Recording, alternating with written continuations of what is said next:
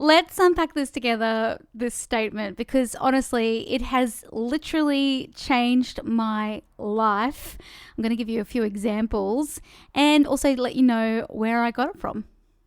And sing and love yourself. Breathe and sing, and fear will find its way out. G'day. It's Mel. Oh, every time it's Mel. Oh, I've got to say, I'm Mel Athuris from Fearless Singer. And this is episode 17 of the podcast. And yeah, I've got to maybe put it, like, I maybe need to put a sign up on my wall that says, don't say it's Mel. Or have it tattooed on my arm. Yes. So back to the purpose of this episode. And that is that we are, unpacking that really beautiful statement. Would you rather be right or create? Because honestly, when I heard it, it was another miracle for me. It shifted my perspective. It gave me a great anchor, a great affirmation to come back to when things got a little bit, how's you going this week, which I'm going to talk to you about. Not in great detail. I don't want to dwell in the Scheisserhausen that is technology failing. Anyway. It's still a little bit raw. You can hear it in my voice. However, this statement, would you rather be right or create? Oh, life-changing. I'm going to tell you why. I got it from the documentary. I'm really struggling with the word documentary. I've actually recorded this 3 or 4 times. Documentary called, I think it's Stutz or Stutz. It's the one that Jonah Hill made about his wonderful therapist, Phil Stutz. Author of The Tools, and honestly, it's one of the most beautiful shows I've watched in a long time. Just seeing this beautiful relationship between patient and their therapist, and they had actually quite a really lovely relationship, healthy, and it was just nice to see 2 men who heteronormative men that just really are quite kind and loving towards each other, and really love each other. It was almost a bit father and son like. But the work that Phil Stutz has created, and I think he has collaborated with other people to develop it. It's basically a culmination of perhaps a lot of stuff that you have come across in your years of personal development and belief systems.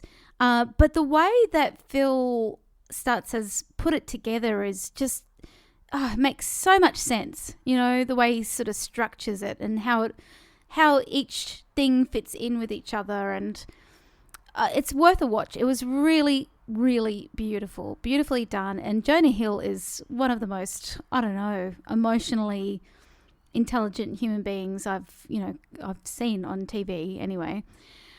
Apart from David Attenborough, of course. So give it a watch and literally watch it with your notepad and take notes. One of my dear friend and student did that. He came to his lesson with all the notes that he took. It was really quite inspiring. So this statement, would I rather be right or create? Now, I'm going to put this into a little bit of context for you. So this week, I've embroiled myself into some technology woes. So what actually happened is, so this is probably going to be boring. I don't know, but I'm going to talk about it. So I use a program called Podia, which has all of your email addresses on it. Obviously, you opted in for either my newsletter, or you've bought stuff from me, or you've got some of my free stuff. And so I use this, and it's great, for what it does. It's not over expensive, but it isn't cheap either per month. So it's like $100 Australian dollars, $70 US a month.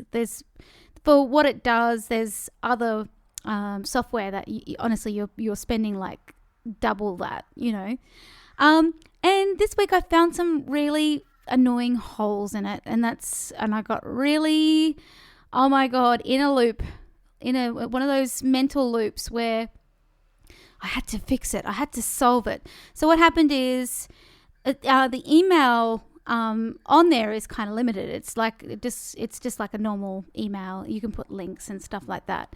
However, I wanted to, for my last newsletter, make it look more like a newsletter. So I want to kind of interchange between the both, like send out normal looking emails, but also send out, especially when there's a lot of stuff to cover, because I wanted to tell everybody about the new studio space, and also that Harvey Blues, legendary guitarist, is going to be teaching here pretty much, Wednesdays and Saturdays. So there was all this stuff that I wanted to report, and I wanted to look newsletter style. So I had to go over to MailChimp. And then we were meant to, the two software are meant to talk to each other. They're meant to be integrated. However, when I got a couple of unsubscribes from my newsletter, because it happens, then I noticed that they didn't come off the Podia email list, when I thought that's what the whole idea of integrating the two would be. Oh my God. So I'd worked pretty much I worked for maybe 20 hours. And I went right through till 3:30 in the morning trying to, get a clean list over from Podia to MailChimp, and not bring over the unsubscribers, because could you imagine how annoying that would be if you've unsubscribed from somebody, months ago, and then suddenly you start getting emails from them again. So that is really irresponsible on, Podia's behalf. And then when they unsubscribe from your MailChimp, it doesn't talk to Podia anyway. So, oh my God, it did my head in, and I was in a couple of different spaces. One, I was in troubleshooting mode. So I'm troubleshooting. I'm not creating. Nothing really, apart from cleaning up like it's a mess, it's a spill, a technology spill. I'm not doing anything that's going to provide any value to anybody. I guess, it is important that people don't get email sent to them when they've requested not to. That's obviously important, but I'm going to cover how you can not have to troubleshoot in a few moments, but still, fix all that sort of stuff up. And the other thing too, I was very self-righteous. Oh my God, I got off on that so hard. I'm right. The customer is right, and I pay a lot of money every month for this, and there shouldn't be this, it shouldn't be this hard, and I wasn't getting the adequate support, like that you chat on the help thing, and so I was really, I was steaming, with the self-righteousness. And yeah, two creativity killers, basically, when you're troubleshooting, and, especially when it's like something to do with technology, and you're in self-righteous land. And I had to go, okay, take deep breaths. I did a nervous system reset. I've been doing a lot of those in the studio lately with my students and clients. And came back and went, hey, would you rather be right now, or would you rather be creating something really cool that's going to be actually, useful for your community? You could even make another free course. You could write a blog post that might solve a problem for other people. So yeah, it was just, I wasn't that patronizing to myself. But do you see what I mean? Would you rather be right, or would you rather create? Would you rather go deep into understanding a person in your life who maybe has disordered behavior, and it's, dare I say it, toxic? Would you rather try and analyze that person, or would you rather remove yourself from that situation, that person, and go and create something? Would you rather invest time in that, piece of gossip and really think about it and stew on it, or would you rather go and create something? Would you rather have a fight over something, maybe a little bit petty? We get annoyed by things with somebody, or would you rather go and create something? And I love this because, I don't know, as an artist and as a musician and creator, it's so much more powerful than that old statement, would you rather be right or happy? I don't know. For some reason, if I was given that that scenario, I'd be like, I'd rather be right. I'd rather be right because I am happy. What do you mean? And happy is a transitory emotion. It's okay to not be happy, and but this, like, my greatest purpose, my I don't know, my drive within me as a human is to create things, to make things, and anything that stops that, I'm interested. Yeah. So that's my story. Would you rather be right or create? Now, back to when I said about the troubleshooting. So I don't know why it only occurred to me, after the fact. But I guess sometimes we have to do things and then, suffer the pain and then reflect on that and go, maybe we could have done that a bit better.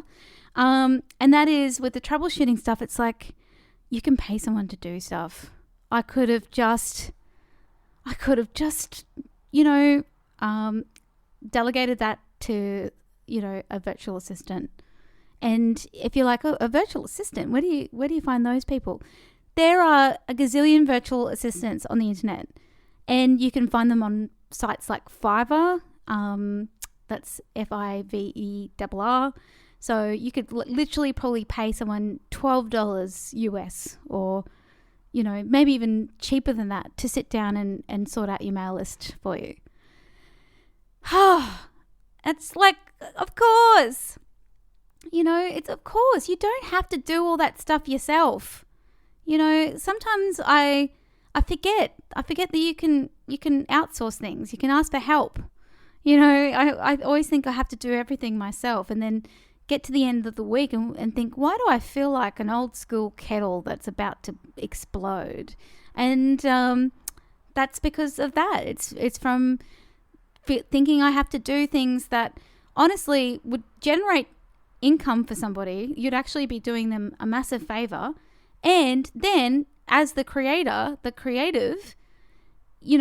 give those fiddly things to somebody else who's maybe really good at them. See, that could have gone to someone that knows how to do that in 5 minutes, as opposed to 5 hours that it took me, and you've given them money for that. So, and they've done it in 5 minutes, and they've made a sweet, $30 in 5 minutes. Do you know what I mean? So, it's just, life-changing.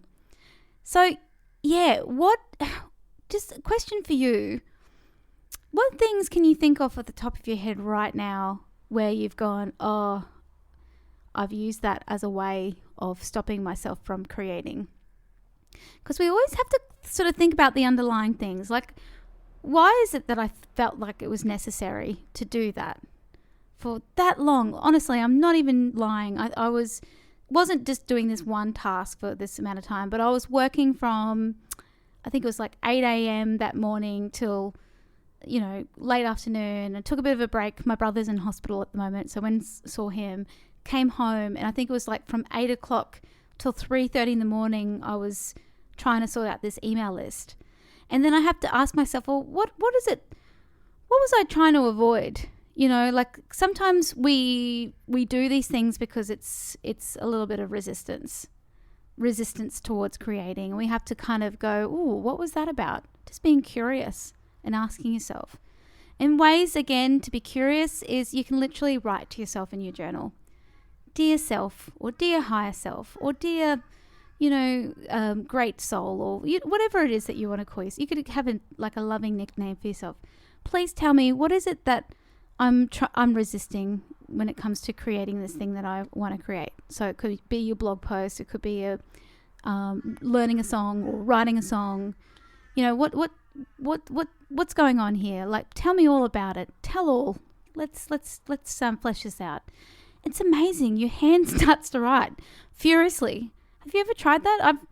Sometimes you may need to go into a bit of an altered state to get that happening. And by doing that, you could just do a bit of like a minute, 2-minute meditation. Just put some nice calming music on and just sinking in with your breath. And then when you're feeling that expansiveness, then start the exercise. And honestly, you'll tell yourself, oh, it's, I'm afraid of doing it because I know I'm going to, show it to such and such and they're going to tell me that I suck or whatever it is, So there might be some underlying things that you're avoiding by going into the troubleshooting land or having that argument or spending too much time dwelling on something that maybe has nothing to do with you, like it's none of your business kind of thing. And P.S., I do it all the time and I have to catch myself doing it. And then, and then one day, hopefully, when I've evolved a little bit more, I can go, oh, I don't do that anymore. I am still, I'm getting better. Like, I'm going, oh, hang on. I'm investing too much bandwidth on this and it has nothing to do with me. Yeah. Anyhow, I hope that helps. I hope that you resonate with that. I'd love to hear from you. As always, please send me an email. You can DM me on Instagram or on Messenger on Facebook. I'm at Mel Lathouris, pretty much on Instagram, Facebook. By the way, check out my YouTube. I've got some really good stuff up there at the moment. Lots of cool shorts, some little, small doses of inspo. And I'd love to hear from you. What stood out to you? And also too, if you ever want to share, like, what are some of the things that, you may spend too much time, investing in that is using up your bandwidth and stopping you from creating. And remember, would you rather be right or would you rather create?